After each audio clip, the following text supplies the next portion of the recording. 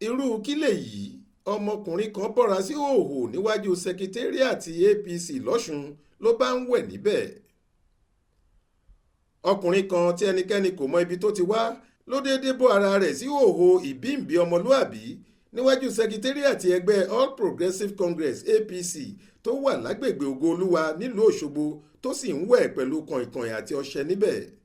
Kò sẹ́ni tó lè sọ aago tí ìṣẹ̀lẹ̀ náà ṣẹlẹ̀ lọ́jọ́ wẹ́sídẹ̀ẹ́ ọ̀sẹ̀ yìí, ìyẹn ọjọ́ 3 oṣù karùn-ún ọdún yìí, ṣùgbọ́n nínú fọ́nrán fídíò kékeré kan tí ẹnìkan ṣe lórí ìṣẹ̀lẹ̀ náà ó jẹ́ ojúmọmọ.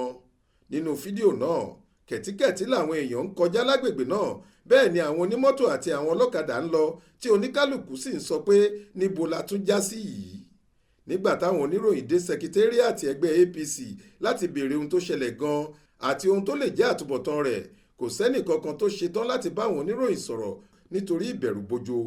Bákan náà ni obìnrin kan tó ń tajà nítòsí Sẹkiteriati náà, ṣùgbọ́n tí kò dárúkọ ara rẹ̀, sọ pé ohun ìbẹ̀rù gidi ni nítorí òun ò tí ì rí irú ẹ̀ rí láyé.